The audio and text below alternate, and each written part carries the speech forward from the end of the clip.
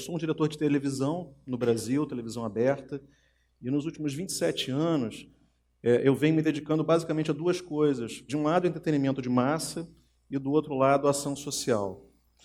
E é meio chato isso, porque as pessoas acham que essas áreas não são amigas. E eu estou aqui hoje para tentar provar para vocês que essas áreas, elas são amigas, mas elas deveriam ser mais ainda, porque elas têm muito a ganhar e porque elas têm coisas em comum. Então, basicamente, a ideia é essa. Por que comunicação, entretenimento de massa e ação social têm afinidade? Porque as duas têm um cliente em comum, que é a multidão. O entretenimento de massa, ele encontra sua vocação quando ele justamente atinge a multidão. Só que ele chama isso de audiência, né? E a ação social, ela também encontra sua razão de ser quando ela alcança a sociedade. Então são nomes diferentes para a mesma coisa, né? E aí eu vou fazer uma provocação para vocês aqui. Finge que eu sou um publicitário, coisa que eu não sou. Posso estar até parecendo um publicitário paulista, mas eu não sou. E eu teria que vender aqui hoje um produto. E esse produto é um mundo melhor. A primeira coisa que eu teria que fazer é fazer uma pesquisa, para saber se vai ter saída, né? Então, eu vou fazer aqui uma pesquisa com vocês. Se eu tivesse uma banquinha ali fora... deixa eu chamar a atenção para uma coisa. Eu não estou querendo vender um produto chamado Mundo Melhor. Eu estou querendo vender a coisa mesmo. Um planeta mais legal para todo mundo. Não é só um nome, tá? Então, se eu tivesse uma banquinha ali fora e tentasse vender para vocês, quem aqui estaria disposto a comprar Mundo Melhor ali fora depois da palestra? Aqui é um pouco pregar para convertidos, né? Mas eu arriscaria dizer que eu já fiz essa pesquisa em muitos anos conversando com as pessoas, e a verdade é que todo mundo quer um mundo melhor. O mundo melhor tem uma saída enorme. Todo mundo quer. E eu arriscaria mais um pouco. Eu diria que quase ninguém, fora uns fundamentalistas radicais, quase ninguém se opõe que o mundo melhor seja algo compartilhado por todo mundo, independente de credo, de raça e de gênero. E aí você fala, se todo mundo quer um mundo melhor, por que o mundo melhor não está bombando aí nas prateleiras e na vida das pessoas? Tem alguma coisa estranha. E eu tenho uma teoria sobre isso. A impressão que eu tenho é que as pessoas não sabem exatamente o que fazer para promover um mundo melhor, com exceção de vocês aqui hoje, depois de tantas palestras. Mas as pessoas lá fora, elas querem, mas elas têm dificuldade. E isso acontece por quê? Porque está todo mundo muito atarefado com suas próprias vidas. Não está fácil de viver. Os assuntos individuais, a sobrevivência, dominam a nossa pauta. Os assuntos coletivos ficam em segundo plano. E eu acho isso legítimo. A gente não pode apontar o dedo para as pessoas. Também acontece o quê? As pessoas estão vivendo um misto de medo com uma certa sensação de impotência. E isso também é legítimo, apesar de ser bastante triste. E aí existe um certo quadro bem desanimador para quem está tentando vender. Lembra que eu sou um publicitário? E eu estou tentando vender um mundo melhor. Mas diante desse quadro desanimador, eu queria chamar a atenção para uma coisa. As pessoas não estão levantando do sofá para comprar um mundo melhor, mas elas continuam consumindo uma outra coisa, que é o entretenimento. Então, algo existe no entretenimento que faz com que as pessoas se movimentem em direção a ele. E a minha teoria é que esse intercâmbio de técnicas pode ser produtivo para os dois lados. Alguém vai dizer que as pessoas buscam entretenimento por uma certa alienação. Eu acho que pode até ser. Mas eu acho que fundamentalmente não é por causa disso. Eu acho que, desde o tempo das cavernas, o ser humano gosta de histórias. E histórias que a gente continua consumindo na internet, Netflix, Porta dos Fundos, Instagram, Facebook. A gente teve que desligar o celular para assistir aquela outra palestra. E aí eu vou lembrar de um caso mais recente de um entretenimento que carregou consigo valores que a gente considera valores para um mundo melhor. Por exemplo, o filme Black Panther. Acho que quase todo mundo aqui viu. Sim. Mas mesmo assim eu vou falar sobre alguns valores. Pantera Negra aqui no Brasil. Pantera Negra é o quê?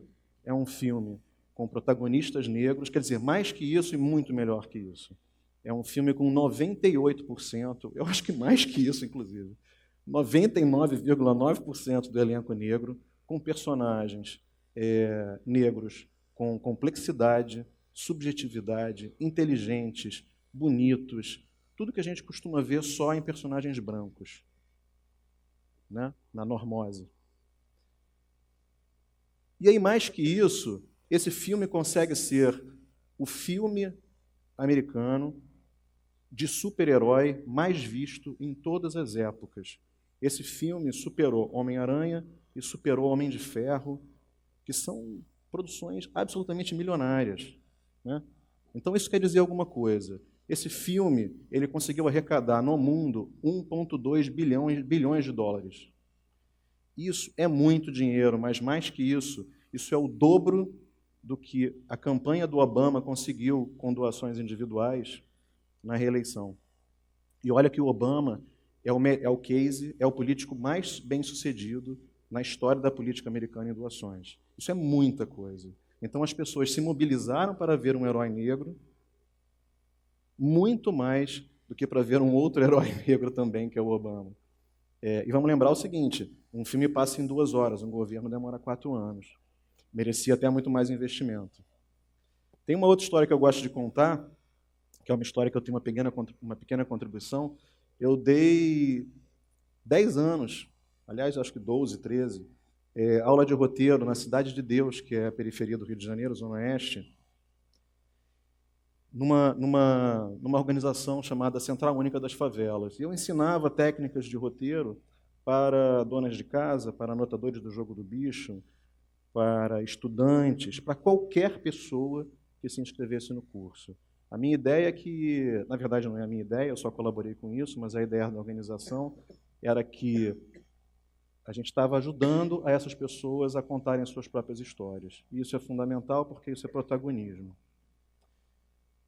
Na verdade, com esses cursos, a gente acabou plantando a semente de um filme que logo depois surgiu, chamado 5 vezes Favela, agora por eles mesmos. Para quem não sabe essa história, é importante saber.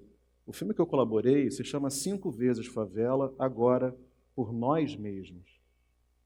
Por quê? Porque em 1960 existia um filme chamado 5 vezes Favela. Esse filme eram 5 universitários da zona sul do Rio de Janeiro, brancos, que bem intencionados, estavam relatando a sua visão sobre esse território chamado favela. Só que 6 décadas depois, a realidade social, a realidade tecnológica, o barateamento de equipamentos possibilitou que a favela pudesse falar por ela mesma. E aí a gente colocou um tijolinho nisso. E esse filme, o 5 vezes Favela, agora por nós mesmos, virou o primeiro longa-metragem brasileiro completamente concebido, roteirizado e dirigido por jovens de periferia no Rio de Janeiro. Isso é um entretenimento com causa. Nos Estados Unidos as pessoas estão chamando isso de entertainment for change, entretenimento com causa, com propósito. E é por isso que eu estou falando da união dessas duas coisas. Existe um outro caso muito bacana, eu gosto muito dessa história, que é o desafio do balde de gelo. Para quem não estava no planeta Terra em 2014, merece ser explicado. É uma brincadeira que as pessoas passaram a fazer, jogar água gelada, água com gelo, baldes de gelo na própria cabeça, que é uma coisa que a pessoa odeia fazer, mas adora ver os outros fazendo. E tem aí algo de entretenimento. E tudo isso isso era engraçado, isso era legal, mas isso era uma campanha de doação para conseguir fundos para uma organização americana chamada ALS, que busca justamente apoiar pessoas que têm uma esclerose, que tem uma sigla chamada ELA, rara, falta dinheiro para investimento nas pesquisas, e 440 milhões de pessoas fizeram vídeos ou compartilharam vídeos. Isso rendeu 220 milhões de dólares para esta organização. Poxa, que legal, quanto dinheiro. Parte desse dinheiro foi direcionado para as pesquisas, foi para a Escola de Medicina da Universidade de Massachusetts, que conseguiu encontrar um gene que abriu possibilidade para novos tratamentos para essa doença. E tudo isso tem a ver com o fato do Homer Simpson e do Cristiano Ronaldo terem compartilhado um vídeo jogando um balde de gelo na cabeça. Então, percebe como essas coisas podem colaborar mais? As ações sociais e o entretenimento? A ação social não precisa ser necessariamente sisuda, um papo sério, uma coisa de gente iniciada. Mas, enfim, alguém pode virar e falar assim, poxa, mas você está falando só sobre dinheiro. Isso não tem nada a ver com consciência. Não tem nada a ver com mudança de comportamento. Ok, mas aí para falar sobre mudança de comportamento, talvez a gente tenha que entender melhor como é que funciona o cérebro. Eu não sou neurocientista, mas eu pesquisei profundamente no Wikipedia e eu descobri que... Eu pesquisei profundamente no Wikipedia e eu descobri que o lado esquerdo do cérebro ele é o hemisfério dedicado às atividades lógicas, às informações. E o lado direito do cérebro é o hemisfério que cuida mais da parte intuitiva, a parte emotiva, a parte criativa, e fundamentalmente é ele que organiza em forma de percepção. Não, ele organiza o sentido das percepções. Eu posso ter até errado qual é a atribuição do lado, mas isso não importa. Pelo seguinte, o que eu estou querendo dizer é que quando você quer mexer com o comportamento de alguém, não adianta você usar exclusivamente argumentos racionais. Você precisa emocionar as pessoas para que você consiga mexer completamente com alguém. E aí, para causar um certo efeito e provar o que eu estou falando, eu faço essa pergunta. Vocês acham realmente que as pessoas não usam camisinha porque elas nunca tiveram contato com uma campanha que fala use camisinha? As pessoas gastam muito dinheiro com campanhas que dizem use camisinha. É lógico que isso não é verdade. É evidente que as pessoas, quando não usam camisinha, é porque elas não foram capturadas com um argumento que seja mais profundo no engajamento delas. Isso é óbvio. Então não adianta isso. Por outro lado, aliás, por outro lado não. Eu fico só pensando o seguinte, vamos lembrar, por exemplo, um jovem de 16 anos. Quando você vira e fala para ele uma frase no imperativo, use camisinha, o que você acha que esse jovem faz? Agora que eu não vou usar só de sacanagem, porque eu não admito ordens para cima de mim.